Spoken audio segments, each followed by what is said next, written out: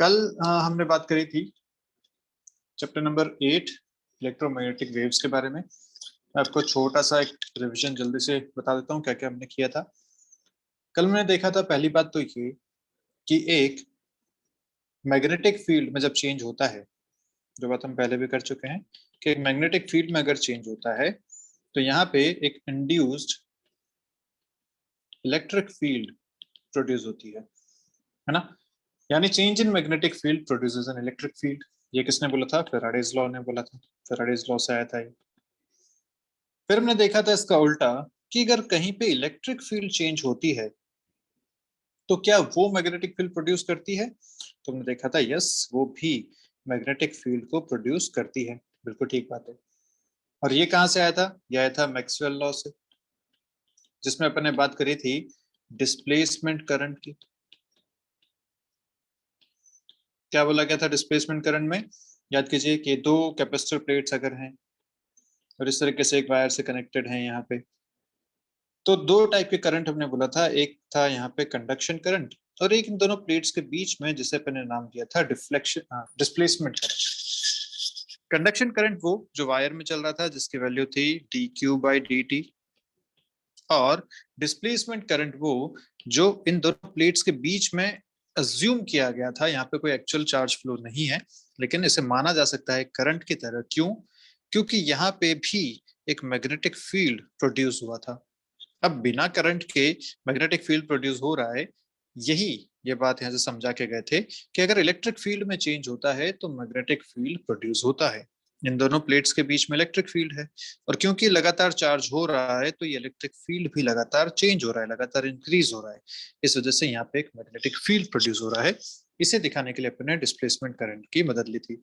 इसकी वैल्यू थी epsilon naught times D phi E by D T. ये इसकी वैल्यू थी। कैपेसिटर के केस में भी हमने बात करी थी। कैपेसिटर के केस में डिस्प्लेसमेंट की वैल्यू क्या गई थी? डिस्प्लेसमेंट करंट की सी डीवी बाई डी टी, ये उसकी वैल्यू आ गई थी। तो ये सारी बातें थी जो अपने को ध्यान रखनी थी। तो दो बातें तो ये कि yes, change in magnetic field produces electric field. दूसरा ये कि change in electric field produces magnetic field. आज हम बात करेंगे कि ये जो प्रोड्यूस हो रहा है ये किस तरीके से एक इलेक्ट्रोमैग्नेटिक वेव को प्रोड्यूस कर पा रहा है। ठीक है, तो उससे पहले कुछ कुछ बातें क्या क्या हमने पढ़ी थी। एक तो ये पढ़ा था कि जो इलेक्ट्रिक फील्ड में चेंज होने की वजह से मैग्नेटिक फील्ड प्रोड्यूस हुआ है वो दोनों आपस में परपेंडिकुलर होंगे, इलेक्ट्रिक फील्ड और magnetic field. Similarly magnetic field में चेंज होने की वजह से जो इलेक्ट्रिक फील्ड आया है वो भी आपस में दोनों परपेंडिकुलर होंगे। ये बात हम कर चुके थे। और इससे हमने देखा था कि जो तीनों बातें होंगी, तीन बातें कौन सी? वेव का प्रोपोगेशन मतलब इसकी वेलोसिटी, इलेक्ट्रिक फील्ड का वेरिएशन और मैग्नेटिक फील्ड का वेरिएशन, ये तीनों आपस में होंगे परपेंडिकुलर। ये बात हम पहले कर चुके हैं। आज हम इसको देखेंगे कि किस तरीके से ये फिर से बन रहा है। ये तीनों परपेंडिकुलर होंगे। ठीक है, ओके। तो आपको याद, हमने तो क्लास में एक बात पढ़ी थी, चार्ज के बारे में हमने बात करी थी। चार्ज अगर रेस्ट पे है तो इलेक्ट्रिक फील्ड और मैग्नेटिक फील्ड क्या ये प्रोड्यूस करेगा या नहीं करेगा, ऐसा हमने एक टेबल बनाई थी। चार्ज अगर रेस्ट पे है तो इलेक्ट्रिक फील्ड प्रोड्यूस करेगा, बिल्कुल करेगा, लेकिन मैग्नेटिक फील्ड प्रोड्यूस नहीं करेगा। बात हमें क्लियर थी। अगर ये यूनिफॉर्म वेलोसिटी के साथ मूव कर रहा है, यूनिफॉर्म वेलोसिटी के साथ चल रहा है, तो क्या ये इलेक्ट्रिक फील्ड प्रोड्यूस करेगा? बिल्कुल करेगा। क्या ये मैग्नेटिक फील्ड भी प्रोड्यूस करेगा? यस। करंट कैरिंग वायर की आप बात कर सकते हैं जिसमें चार्ज लगातार फ्लो कर रहा है, तो मैग्नेटिक फील्ड प्रोड्यूस करेगा। और तीसरी बात, अगर ये एक्सेलरेटेड चार्ज है, अगर ये एक्सेलरेटेड चार्ज है मतलब मूव कर रहा है लेकिन वेलोसिटी जो है वो यूनिफॉर्म नहीं है, इसके पास एक एक्सेलरेशन है, तब क्या होगा? तब होगा कि प्रोड्यूस तो ये दोनों ही करेगा, लेकिन दोनों ही कैसे होंगे? टाइम वेरिंग होंगे। Time varying electric field and magnetic field, मतलब प्रोड्यूस करेगा इलेक्ट्रिक फील्ड भी मैग्नेटिक फील्ड भी, लेकिन दोनों ही समय के साथ चेंज होते रहेंगे। ऐसे नेचर के इलेक्ट्रिक फील्ड और मैग्नेटिक फील्ड यहाँ पे प्रोड्यूस होंगे। अब ये क्यों हुआ भैया? और अगर ध्यान से देखा जाए तो जो time varying electric field magnetic field है, इसी को हम बोल सकते हैं कि यहाँ पे इलेक्ट्रोमैग्नेटिक वेव्स प्रोड्यूस हो रही है। तो बात ध्यान रखनी है हमें बिल्कुल कि चार्ज जब रेस्ट पे है तो सिर्फ इलेक्ट्रिक फील्ड होगा, चार्ज जब यूनिफॉर्म मोशन में है, यूनिफॉर्म वेलोसिटी के साथ मूव कर रहा है तो मैग्नेटिक फील्ड और इलेक्ट्रिक फील्ड दोनों होंगे, लेकिन चार्ज जब एक्सेलरेटेड मोशन में है तो इलेक्ट्रोमैग्नेटिक वेव्स को प्रोड्यूस करेगा। और वो किस वजह से आई? टाइम वेरिंग इलेक्ट्रिक फील्ड और मैग्नेटिक फील्ड की वजह से। ऐसा क्यों हुआ? क्योंकि आपने अभी पढ़ा था कि जब इलेक्ट्रिक फील्ड चेंज होता है, टाइम वेरिंग मतलब समय के साथ चेंज हो रहा, तो जब इलेक्ट्रिक फील्ड में चेंज हो रहा है तो उससे मैग्नेटिक फील्ड बन रही है, और जब मैग्नेटिक फील्ड में चेंज हो रहा है तो उससे इलेक्ट्रिक फील्ड बन रही है। दोनों एक दूसरे को बनाते हुए आगे चलेंगे, ये बात हम आगे पढ़ने वाले हैं। तो इलेक्ट्रोमैग्नेटिक वेव्स बनेंगी एक्सेलरेटेड चार्ज से, इस बात को हम आगे देखने वाले हैं। ठीक है, तो थोड़ा सा इसके बारे में समझते हैं कि एक्सेलरेटेड चार्ज मतलब क्या होता है और क्यों इसकी वजह से इलेक्ट्रिक फील्ड या मैग्नेटिक फील्ड जो आ रहे हैं वो समय के साथ चेंज हो रहे हैं, वो टाइम वेरिंग क्यों है। ठीक है, इसके लिए मैं आपको एक प्रीवियस वापस कॉन्सेप्ट पे लेके जाऊंगा। एक कॉन्सेप्ट जो आपने पढ़ा था, याद करो, एलसी ऑसिलेशन। याद आ रहा है एलसी ऑसिलेशन क्या था? उसमें एक इंडक्टर और एक कैपेसिटर। कैपेसिटर का आपने इनिशियल चार्ज दे रखा था, और जब यहाँ पे कनेक्शन किया था तो ये लगातार चार्ज मूव किया था, ऑसिलेशन किया था। ऑसिलेशन कैसा हुआ था? 9 डायग्राम्स बनाए थे हमने, अभी हम उसको एक बार क्विक रिवीजन में देख लेंगे। लेकिन एलसी ऑसिलेशन में हम देखेंगे कि जब चार्ज ऑसिलेट करता है तो कैसे इलेक्ट्रिक फील्ड वेरी करता है। ठीक है, पर हमने यहाँ बोला है एक्सेलरेटेड चार्ज। क्या ऑसिलेशन का मतलब होता है एक्सेलरेशन? क्या ऑसिलेशन में एक्सेलरेशन होता है? क्या कोई पार्टिकल जब ऑसिलेट करता है तो क्या उसका मोशन एक्सेलरेटेड मोशन है या यूनिफॉर्म मोशन है? इस बारे में थोड़ा सा सोचते हैं।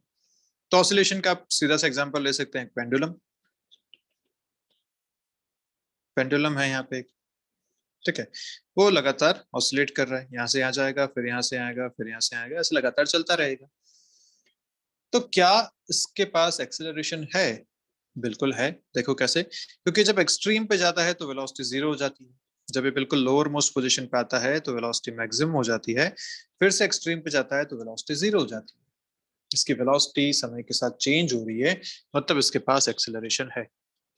यानी कि एक्सेलरेटेड चार्ज हम कहां से ले सकते हैं?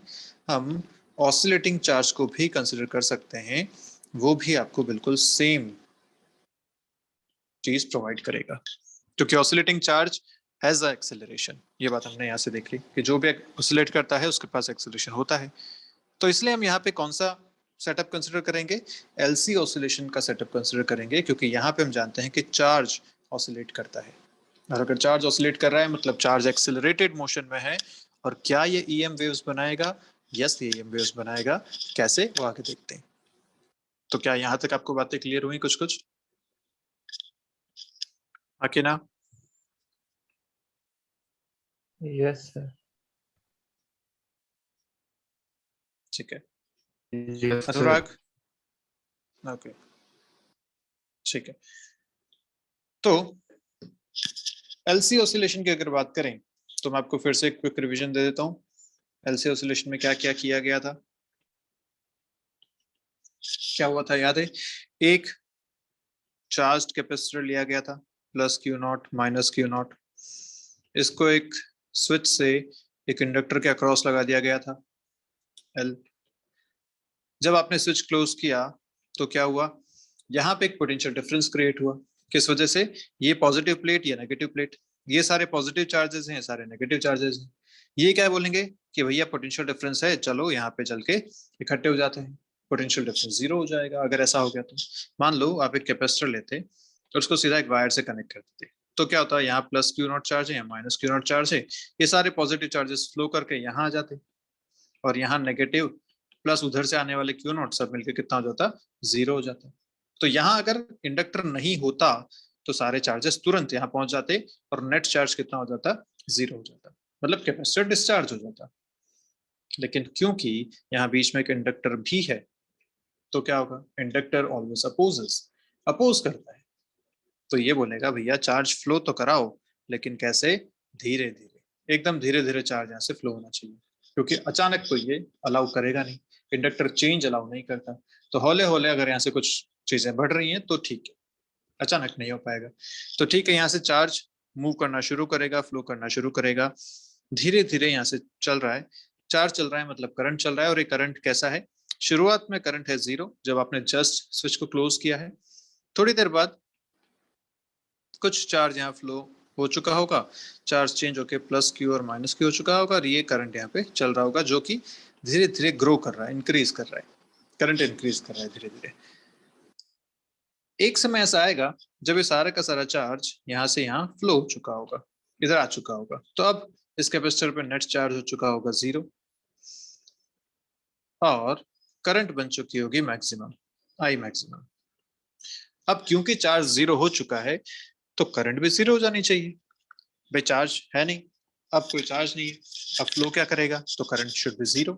लेकिन अगेन इंडक्टर है, इंडक्टर क्या बोलेगा, भैया चेंज होना चाहिए लेकिन धीरे धीरे, चेंज को अपोज करेंगे हम, अचानक चेंज नहीं होना चाहिए कुछ भी। तो जो ये मैक्सिमम करंट है वो अचानक से 0 तक ड्रॉप नहीं हो पाएगी, इसका मतलब करंट अभी भी इस सर्किट में चलेगी। ओके, अगर करंट इस सर्किट में चल रही है, करंट इस डायरेक्शन में चल रही है, मतलब फिर से यहाँ पे पॉजिटिव चार्जेस आने शुरू होंगे और यहाँ पे नेगेटिव चार्जेस आने शुरू होंगे। ठीक बात है, तो अब क्या हो जाएगा, पॉजिटिव चार्जेस यहाँ पे, नेगेटिव चार्जेस यहाँ पे, और करंट जो चल रही है वो अब धीरे धीरे डिक्रीज होनी शुरू हो रही है। तो करंट का देखो, पहले 0 थी, इंक्रीज हुई, मैक्सिमम तक पहुंची, अब धीरे धीरे डिक्रीज हो रही है। यहां से चार्ज क्योंकि चल रहे हैं, इधर तक आ रहे हैं लगातार, जब करंट फिर से 0 हो जाएगी तो सारे के सारे चार्जेस फिर से इस तरफ आ चुके होंगे, मतलब ये बन चुका होगा प्लस क्यू नॉट, ये बन चुका होगा माइनस क्यू नॉट, और इस टाइम पे इसमें करंट हो चुकी होगी 0। फिर से क्या सिचुएशन हो गई कि ये फिर से चार्ज हो गया, कैपेसिटर फिर से चार्ज हो गया। कैपेसिटर अगर फिर से चार्ज हो गया मतलब फिर से पोटेंशियल डिफरेंस क्रिएट हो गया, फिर से करंट फ्लो होना शुरू होगा, लेकिन इस बार ऑपोजिट डायरेक्शन में शुरू होगा। तो हम बस इतना जानना चाहते हैं, ये हम पहले पढ़ चुके हैं, इसको पूरा हम रिपीट नहीं करेंगे, बस हम ये देखना चाह रहे हैं कि क्या चार्ज का ऑसिलेशन हो रहा है, क्या चार्ज ऑसिलेट कर रहा है। यस, चार्ज पहले यहाँ था मैक्सिमम प्लस क्यू नॉट, धीरे धीरे कम हुआ, 0 हो गया, फिर नेगेटिव में इंक्रीज हुआ और नेगेटिव में मैक्सिमम हो गया। अगर इसको ध्यान से देखें तो ऐसा ही सिचुएशन है कि एक पेंडुलम यहाँ था, धीरे धीरे ये नीचे की तरफ आया, यहाँ पे इसकी हाइट हो गई 0, धीरे धीरे ये इस तरफ इंक्रीज होना शुरू हुआ, फिर से यहाँ तक पहुंच गया। तो ये हाफ ऑसिलेशन कंप्लीट कर चुका है यहाँ तक, यहाँ से यहाँ तक। अब क्या होगा, फिर से यहाँ पे आएगा, फिर से 0 होगा और फिर से अपनी इनिशियल कंडीशन को अचीव करेगा। इसको बोलते हैं फुल ऑसिलेशन। हमने देखा है, आगे 4 डायग्राम्स और बनेंगे और ये पूरा का पूरा ऑसिलेशन कंप्लीट हो जाएगा। तो ये जो पूरा सिस्टम बन रहा है, यहाँ पे चार्ज ऑसिलेट तो हो रहा है, बिल्कुल ठीक बात है, लेकिन इस ऑसिलेशन की वजह से इलेक्ट्रिक फील्ड क्या टाइम वेरिंग है, क्या इलेक्ट्रिक फील्ड कांस्टेंट है या वेरिएबल है, ये अपने को देखना है। तो ठीक है, देख लेते हैं जल्दी से। हम जानते हैं कि प्लेट्स के बीच में इलेक्ट्रिक फील्ड कैसी होती है, सिग्मा बाई एप्सिलॉन नॉट, या इसको लिखें तो Q by A epsilon not लिख सकते हैं, क्यू बाई एप्सिलॉन नॉट। अगर ऐसा है तो क्या हो जाएगा भैया, क्यू जो चार्ज है वो धीरे धीरे कम हो रहा है, देखो चार्ज यहाँ 0 हो गया। अगर चार्ज कम हो रहा है तो उसके बीच की इलेक्ट्रिक फील्ड भी, यहाँ पे मैक्सिमम थी, यहाँ पे इलेक्ट्रिक फील्ड कम हो गई और यहाँ तो इलेक्ट्रिक फील्ड हो गई 0। उल्टा चले तो अब यहाँ पे इलेक्ट्रिक फील्ड फिर से बढ़ रही है, यहाँ पे आके हो गई मैक्सिमम, लेकिन कैसी हो चुकी है, पहले थी इस डायरेक्शन में, अब हो चुकी है इस डायरेक्शन में, ऑपोजिट हो चुकी है।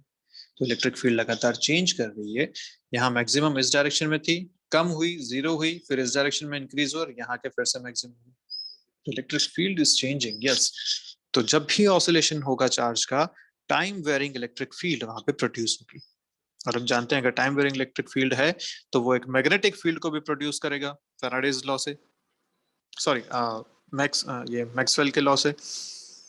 और अगर मैग्नेटिक फील्ड प्रोड्यूस हुई है तो वो लेंज लॉ से या फैराडेज लॉ से फिर से एक इलेक्ट्रिक फील्ड को इंड्यूस करेगी। तो अब अपन देखते हैं कि यहाँ पे ग्राफ कैसा बन रहा है। अगर इलेक्ट्रिक फील्ड का ग्राफ बनाऊं मैं, तो देखिए इलेक्ट्रिक फील्ड का ग्राफ कैसा है। ये एक डायरेक्शन मान लेते हैं, इलेक्ट्रिक फील्ड का ग्राफ बनाते हैं। पहले इलेक्ट्रिक फील्ड है यहाँ पे मैक्सिमम, देखिए मैं इस डायरेक्शन को पॉजिटिव मान के चल रहा हूँ, अपोजिट डायरेक्शन को नेगेटिव मान के चल रहा हूँ। तो जब इलेक्ट्रिक फील्ड इस डायरेक्शन में है तो पॉजिटिव है, इस डायरेक्शन में नेगेटिव है, ठीक है। यहाँ पे मैक्सिमम है, फिर कम हुई, फिर 0 हो गई। ओके, देखो इलेक्ट्रिक फील्ड पहले कैसी थी, मैक्सिमम, फिर धीरे धीरे कम हुई, कम हुई, कम हुई, फाइनली आके 0 हो गई। उसके बाद क्या हुआ, उसके बाद ऑपोजिट डायरेक्शन में इंक्रीज होना शुरू हुई, ऑपोजिट डायरेक्शन में इंक्रीज होना शुरू हुई। तो जो ग्राफ बन रहा है वो इलेक्ट्रिक फील्ड का कुछ कुछ ऐसा ग्राफ बन रहा है, इस तरीके का। फिर आगे चलेगी, फिर से अपने को पूरा करेगी, तो इस टाइप का ग्राफ इलेक्ट्रिक फील्ड का बन जाएगा कि नेगेटिव में फिर से कम होगी, फिर से 0 होगी, फिर पॉजिटिव में इंक्रीज होना शुरू होगी, और फाइनली वहीं आ जाएगी जहां से शुरुआत हुई थी, उसी कंडीशन पे वापस आ जाएगी। तो ये बन रहा है इलेक्ट्रिक फील्ड का ग्राफ। और हम जानते हैं भैया कि इलेक्ट्रिक फील्ड में अगर चेंज हुआ है तो मैग्नेटिक फील्ड तो प्रोड्यूस होगा। तो अब अपन वो देखते हैं कि कैसे इलेक्ट्रिक फील्ड से मैग्नेटिक फील्ड प्रोड्यूस होता है, उसका ग्राफ कैसा बनता है। चलिए, तो अगर ये एक्स एक्सिस है, इधर इलेक्ट्रिक फील्ड है, मैं इलेक्ट्रिक फील्ड का ग्राफ बना देता हूँ, कुछ ऐसा ग्राफ इलेक्ट्रिक फील्ड का है।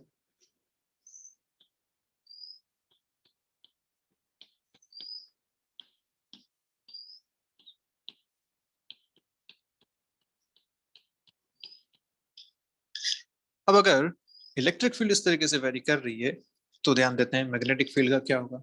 देखो, मैग्नेटिक फील्ड होती है हमेशा इलेक्ट्रिक फील्ड के परपेंडिकुलर, कल हमने ये बात देखी थी। तो अगर ऐसा है तो परपेंडिकुलर मतलब इस डायरेक्शन में मैग्नेटिक फील्ड बनाई जा सकती है, ऐसी।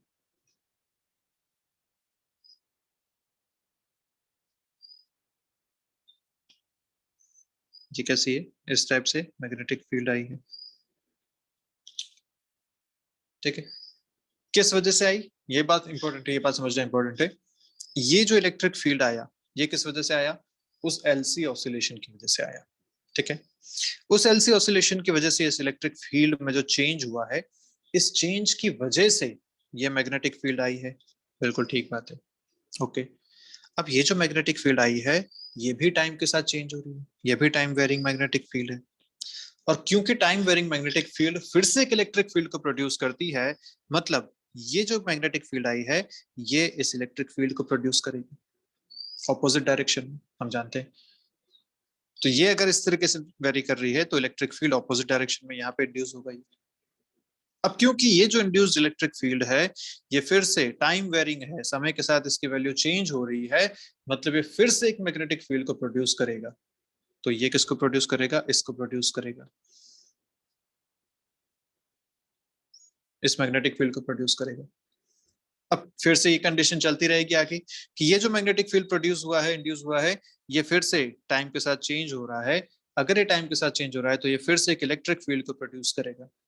तो ये इलेक्ट्रिक फील्ड प्रोड्यूस हुआ, ये जो इलेक्ट्रिक फील्ड प्रोड्यूस हुआ, ये फिर से समय के साथ चेंज हो रहा है, ये फिर से एक मैग्नेटिक फील्ड को प्रोड्यूस करेगा। और ये सिस्टम लगातार लगातार लगातार चलता रहेगा। तो कल हम जो बात कर रहे थे कि किसी भी वेव को आगे बढ़ने के लिए पार्टिकल्स की जरूरत होती है, किसी मीडियम की जरूरत होती है, तभी वो आगे बढ़ पाती है।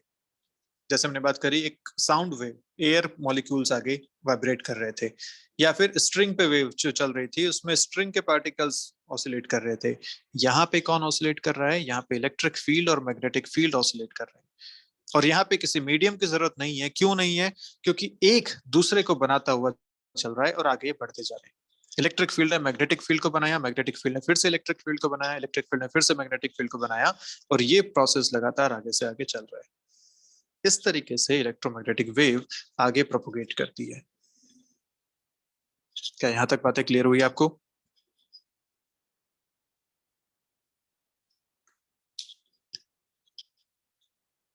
Yes, no?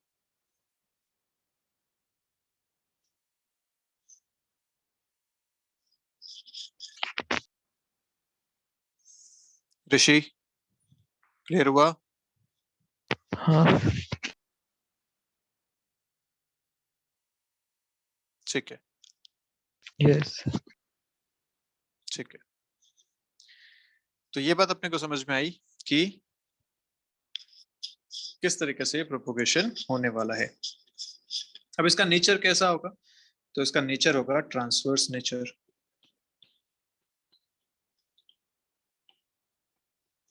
क्यों ट्रांसवर्स नेचर? क्योंकि इसमें क्या हो रहा है कि वेव का प्रोपोगेशन हो रहा है इस डायरेक्शन में, वेलोसिटी है इस डायरेक्शन में, जबकि इलेक्ट्रिक फील्ड का जो वेरिएशन है वो इस डायरेक्शन में है और मैग्नेटिक फील्ड का वेरिएशन इस डायरेक्शन में है। तो जो ऑसिलेशन हो रहा है और जो वेलोसिटी है वो आपस में परपेंडिकुलर है। Electric field is perpendicular to propagation,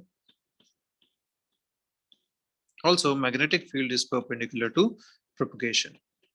इसलिए इसका नेचर कैसा है? ट्रांसवर्स नेचर है। ठीक है, लॉन्गिट्यूडनल और ट्रांसवर्स दो हमने पढ़े थे। लॉन्गिट्यूडनल मतलब सेम डायरेक्शन में उसका ऑसिलेशन भी होना चाहिए जिधर वेलोसिटी है, तो यहाँ पे ये चलेगा। दूसरी बात, इलेक्ट्रिक फील्ड और मैग्नेटिक फील्ड यहाँ पे सेम फेज में है। सेम फेज मतलब जितना इलेक्ट्रिक फील्ड अगर जीरो था तो मैग्नेटिक फील्ड भी जीरो था। इलेक्ट्रिक फील्ड मैक्सिमम हुआ तो मैग्नेटिक फील्ड मैक्सिमम हुआ, फिर दोनों साथ ही जीरो हुए, फिर दोनों नेगेटिव में मैक्सिमम हुए। तो ये जो चल रहा है बिल्कुल सेम फेज में आपस में काम कर रहे हैं, सेम फेज में आगे बढ़ रहे हैं, इसलिए दोनों का नेचर कैसा है? सेम फेज का ये नेचर है। ठीक है, आगे अगर बात करें तो नेचर की बात आपने कर ली, ट्रांसवर्स नेचर हो गया। ठीक है, इस यहाँ तक आपका बात खत्म होती है जिसमें हमने बात करी कि वेव का प्रोपोगेशन कैसा होता है, वेव बनती कैसे है, इसमें इलेक्ट्रिक फील्ड कैसा रहेगा और मैग्नेटिक फील्ड कैसा रहने वाला है। ठीक है, एलसी ऑसिलेशन से ये प्रोड्यूस हुई, ये सारी बातें हमने करी। अब हम बात करते हैं इनकी इक्वेशंस की कि इसकी मैथमेटिकल इक्वेशन कैसे लिखी जाए। ठीक है, तो इलेक्ट्रोमैग्नेटिक वेव के बारे में क्या क्या बातें आपने कर ली। एक बात तो ये कि ये एक्सेलरेटेड ईएम वेव जो है, एक तो ये एक्सेलरेटेड चार्ज की वजह से आती है। एक्सेलरेटेड चार्ज, या हमने यहाँ पे ऑसिलेटरी चार्ज देख लिया था, तो ऑसिलेटरी चार्ज की वजह से प्रोड्यूस होती है। दूसरी बात, किस वजह से आगे प्रोपोगेट करती है, प्रोपोगेशन का तरीका इलेक्ट्रिक फील्ड और मैग्नेटिक फील्ड के ऑसिलेशन से। इस ऑसिलेशन की वजह से ये आगे प्रोपोगेट करती है। और तीसरी बात, ये कैसी वेव है? ये ट्रांसवर्स वेव है। ये सारी बातें अभी तक आपने कर ली, ट्रांसवर्स वेव। अब हम बात करेंगे इनके इक्वेशंस की। तो इक्वेशन कैसे लिखी जाए? इक्वेशन लिखने का तरीका क्या होगा? सबसे पहले तो आप ये देख सकते हैं कि जो वेलोसिटी है, वेव ऐसी बनी कुछ, इलेक्ट्रिक फील्ड ये था और मैग्नेटिक फील्ड ये था, इस तरीके से काम चल रहा था। यहाँ है इसकी वेलोसिटी, इस डायरेक्शन में है इसकी वेलोसिटी, इलेक्ट्रिक फील्ड वेरी कर रहा है इस डायरेक्शन में और मैग्नेटिक फील्ड वेरी कर रहा है इस डायरेक्शन में। तो यहाँ जो वेलोसिटी की डायरेक्शन दी जाती है वो दी जाती है E क्रॉस B से। Velocity is E cross B, ये बहुत इंपॉर्टेंट है, इसको ध्यान रखना है। Velocity is E cross B, यानी इलेक्ट्रिक फील्ड की डायरेक्शन क्रॉस मैग्नेटिक फील्ड की direction will give you the velocity vector. और क्रॉस करना आप जानते ही हैं, आई जे के याद है आपको, सर्कल में बनाते थे, I cross J will give you K. ये जो सर्कल था ये हमें याद है। तो जो भी आपको ई और बी की डायरेक्शन दे रखी है उसके हिसाब से आप वी की डायरेक्शन निकाल सकते हैं। तीनों म्यूचुअली परपेंडिकुलर होते हैं, इससे आपका काम आराम से हो जाएगा। ठीक बात है। या C is equal to E not into B not, ऐसा भी लिखा जा सकता है। ये क्या है? Speed of light is maximum जब सी मैक्सिमम होती है, तो maximum electric field is E not, maximum magnetic field is B not, E not B not is equal to C. ये भी अपने को ध्यान रखना है। This is another important relation जो क्वेश्चंस में काम आता है। ठीक है, अब इसके लिए अपन कुछ बातें देखते हैं कि ये वेव कैसी है। ट्रांसवर्स वेव तो आपने बता दिया कि ये वेव कैसी है, ट्रांसवर्स वेव।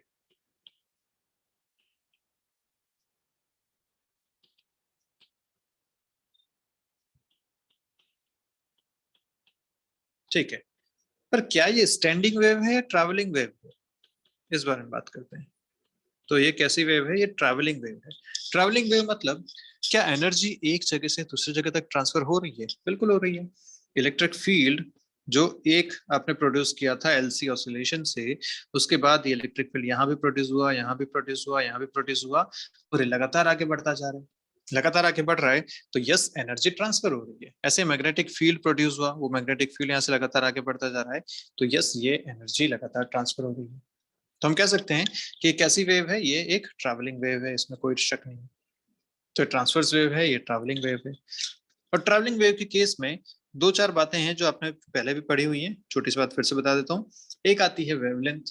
वेवलेंथ क्या होता है, डिनोट करते हैं लैम्बडा से।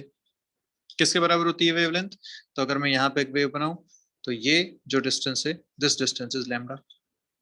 आप इसको और भी नाम बोल सकते हैं कि डिस्टेंस बिटवीन टू ट्रोज या टू ट्रफ्स, ऐसा है ना, दो हाईएस्ट पॉइंट के बीच की डिस्टेंस या दो लोएस्ट पॉइंट के बीच की डिस्टेंस, ये सारी लैम्बडा होती हैं।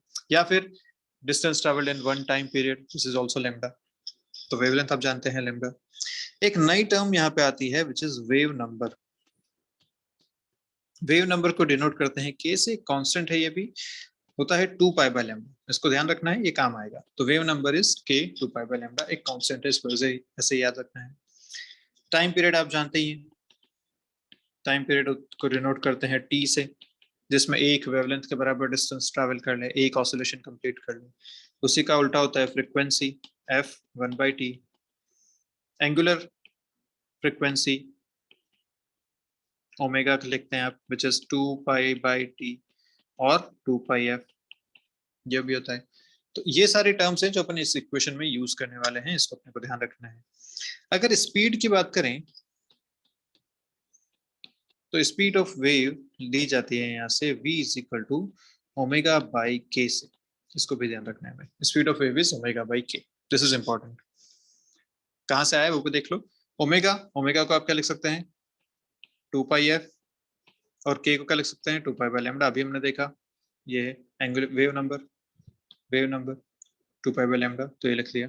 2 पाई कैंसिल, बचा आपके पास v is equal to F lambda. और ये तो आपने पढ़ाई है वेव के केस में कि जो वेलोसिटी होती है वो फ्रीक्वेंसी इनटू वेवलेंथ के बराबर होती है, v is equal to F lambda. तो ये भी अपने को ध्यान रखना है, ठीक है। तो वेलोसिटी इस तरीके से लिखी जाएगी। अब इक्वेशन की अगर बात करें तो इलेक्ट्रिक फील्ड की इक्वेशन अगर मैं लिखना चाहूँ तो देखो यहाँ पे जो वेव है ये किन किन दो बातों पे डिपेंड कर रही है। ये जो वेव है भाई, अगर मैं बात करूं इसकी एम्पलीट्यूड की, एम्पलीट्यूड मतलब ये y कि x एक्सिस से कोई पॉइंट कितना ऊपर है, तो ये जो y है ना, ये दो बातों पे डिपेंड कर रहा है। एक तो इस बात पे कि इसकी पोजीशन क्या है, मतलब इस पॉइंट की y अलग है, इस पॉइंट का y अलग है, इस पॉइंट का अलग है, इस पॉइंट का अलग है। तो ये डिपेंड कर रहा है कि ये आपने कहाँ पे रखा हुआ है, कौन सा पॉइंट कहाँ पे है, तो उसके हिसाब से उसका y है। तो ये x, एक तो x पे डिपेंड कर रहा है, ठीक है। दूसरा ये डिपेंड कर रहा है टाइम पे, क्योंकि जैसे ही समय चेंज होगा, ये ट्रैवलिंग वेव है, अभी वेव आपको यहाँ दिख रही है, थोड़ी देर बाद ये वेव कुछ ऐसी हो जाएगी, आगे बढ़ चुकी होगी, ये वेव कुछ ऐसी हो चुकी होगी। मतलब जो इस पार्टिकल की पोजीशन थी वो पोजीशन यहाँ आ चुकी है। तो समय के साथ इसकी पोजीशन भी चेंज हो रही है, एक्स के साथ भी पोजीशन चेंज हो रही है। तो वाई जो इक्वेशन लिखी जाएगी उसमें दोनों एलिमेंट्स आने चाहिए, एक्स का भी और टी का भी। तो यहाँ जो हम इक्वेशन लिखते हैं वो इंपॉर्टेंट है, देखिए A sine omega T plus minus K X, या फिर इसको ऐसा भी लिख सकते हैं A sine K X plus minus omega T. ये आपकी इक्वेशन बनती है which is the equation of electromagnetic wave. Important है, इसे ध्यान रखना है, इक्वेशन ऑफ इलेक्ट्रोमैग्नेटिक वेव। और खास बात क्या कि जब आप अंदर माइनस साइन यूज करते हैं, कौन सा माइनस साइन, ये वाला माइनस साइन आप जब यूज करते हैं तो इसका मतलब क्या है कि wave travelling in positive x direction. This is really important question, इस पे आते हैं सीधा। और अगर अंदर पॉजिटिव यूज किया है आपने, इसका मतलब है wave travelling in negative x direction. यानी आपके पास अगर एक इक्वेशन लिखी हुई है ऐसी, y is equal to 2 sine 20x minus 20 pi T, तो आपको क्या करना है, आपको इस स्टैंडर्ड इक्वेशन से इसको मैच करना है, which is a sine x के साथ k आता है तो kx माइनस ओमेगा टी। इस इक्वेशन को हमेशा याद रखिए, x के साथ क्या है k और टाइम के साथ क्या है ओमेगा, हमेशा ध्यान रखना है। बीच में प्लस या माइनस डिपेंड करेगा कि वो किस डायरेक्शन में मूव कर रहे हैं। तो यहाँ पे बात क्या समझ में आई कि बीच में लग रहा है माइनस, माइनस का मतलब क्या हुआ, wave travelling in positive x direction, wave की ट्रैवलिंग की डायरेक्शन क्या है पॉजिटिव एक्स। दूसरी बात, के कितना मिल गया यहाँ से, के मिल गया 20, ओमेगा कितना मिल गया 20 पाई, ए कितना मिल गया 2। तो जब भी ऐसी इक्वेशन आएगी आपको स्टैंडर्ड इक्वेशन से इसको कंपेयर करना है और अपने काम की बातें यहाँ से निकालनी है, इस बात का ध्यान रखेंगे हमेशा। तो अब जो इक्वेशन अपन लिख सकते हैं इलेक्ट्रिक फील्ड की, अगर इलेक्ट्रिक फील्ड की इक्वेशन लिखूंगा तो क्या लिखूंगा, ई naught sine K X minus omega T, ऐसा इक्वेशन लिख सकता हूँ। पॉजिटिव एक्स में ट्रैवल करता हूँ मान लेते हैं। अच्छा यहाँ पे इस इक्वेशन को लिखने के और भी तरीके हो जाते हैं, ई नॉट साइन के की जगह डाल दिया 2 पाई बाय लैम्डा एक्स और ओमेगा की जगह डाल दिया 2 pi bye T into T, इस तरीके से भी लिख सकते हैं इसको। अच्छा 2 पाई कॉमन लग के भी लिख सकते हैं, sine 2 pi X by lambda minus T by T. तो इक्वेशन लिखने के बहुत सारे तरीके हो सकते हैं, जो भी इक्वेशन अपने को क्वेश्चन में दी होगी उससे अपन मैच कर लेंगे कि कौन सी इक्वेशन यहाँ पे दे रखी है, उसके करस्पॉन्डिंग अपना आंसर अपन बताएंगे। ठीक है, ऐसे मैग्नेटिक फील्ड की इक्वेशंस भी हो सकती है, B is equal to B naught sine K X minus omega T, और ये सारे वेरिएशन इसके लिए भी पॉसिबल है। ठीक है, ये सारे वेरिएशन इसके लिए भी बनाए जा सकते हैं। अच्छा पर ध्यान के रखना है दोनों सेम फेज में होंगे, सेम फेज में मतलब ये साइन के अंदर का एंगल दोनों के लिए सेम होना चाहिए, सेम फेज में ये होने चाहिए। ठीक है, तो ये आपके पास इक्वेशन बन गई। इसका एक एग्जांपल देख लेते हैं जल्दी से। जैसे मैंने आपको इक्वेशन लिख के बताई थी अभी, मान लीजिए इक्वेशन लिखिए b is equal to B naught sine 0.5x plus 1.5 into 10 to power 8 t, ऐसी कोई इक्वेशन लिखी हुई है, या प्लस पाई बाय 2 भी लिख लो साथ में, ऐसा एक एंगल आपको दे रखा है यहाँ पे। तो जो आप E की इक्वेशन लिखेंगे वो क्या हो जाएगी, E is equal to E naught sine, अंदर सब कुछ सेम आना चाहिए बिल्कुल, क्योंकि सेम फेज है। तो ये जो दोनों बातें हैं, ये दोनों बातें दोनों के लिए बिल्कुल सेम आनी चाहिए, इसको बोलेंगे सेम फेज। तो इक्वेशन लिखने का तरीका क्या है, E is equal to E naught sine K X minus omega T, या B is equal to B naught sine K X minus omega T, या प्लस ओमेगा टी। ध्यान रखना है कि जब बीच में माइनस साइन है मतलब पॉजिटिव एक्स डायरेक्शन में ट्रैवल कर रही है, बीच में नेगेटिव साइन है मतलब, सॉरी बीच में पॉजिटिव साइन है मतलब नेगेटिव एक्स की तरफ ट्रैवल कर रही है। इन बातों का आपको ध्यान रखना है। ठीक है, तो एक क्वेश्चन जल्दी से देखते हैं इस पे। क्वेश्चन दे रखा है एक इलेक्ट्रिक फील्ड या एक इलेक्ट्रिक फील्ड के एक इलेक्ट्रोमैग्नेटिक वेव का एक इलेक्ट्रिक फील्ड आपको दे रखा है, which is given as 2 sin 0.5x into 10 to power 3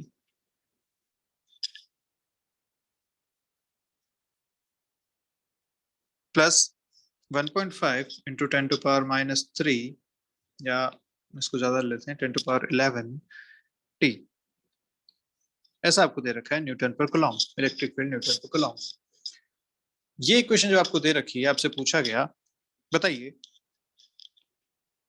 direction of propagation of wave क्या है, direction of propagation of wave क्या है। तो सीधा सा हिसाब अपने पास क्या हिसाब है कि यहाँ देखना है बीच में प्लस है या माइनस, बीच में प्लस लग रहा है, प्लस मतलब क्या हो गया, नेगेटिव एक्स डायरेक्शन में प्रोपोगेट कर रही है, तो आपका आंसर सीधा सीधा क्या हो जाएगा, नेगेटिव एक्स डायरेक्शन में ये प्रोपोगेशन हो रहा है।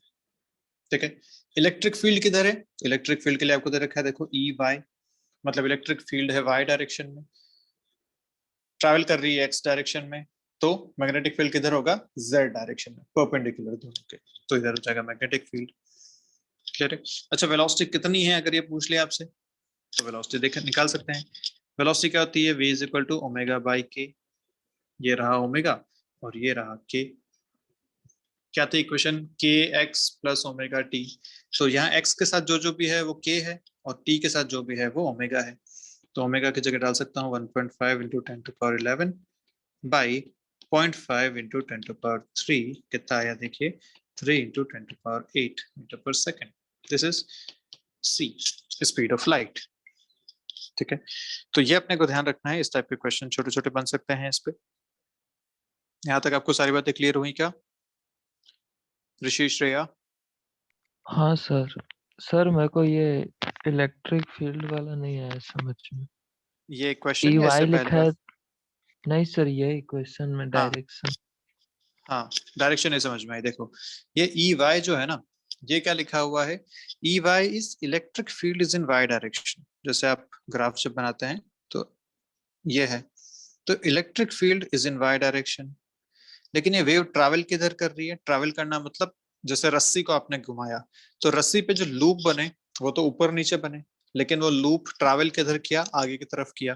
तो जिधर ट्रैवल करता है उसको बोलते हैं प्रोपोगेशन। तो डायरेक्शन ऑफ प्रोपोगेशन है ये, this is direction of propagation.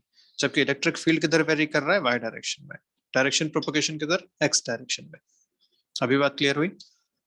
हाँ सर। तो इस टाइप के इसमें क्वेश्चंस बन सकते हैं। एक और क्वेश्चन पूछा देखो,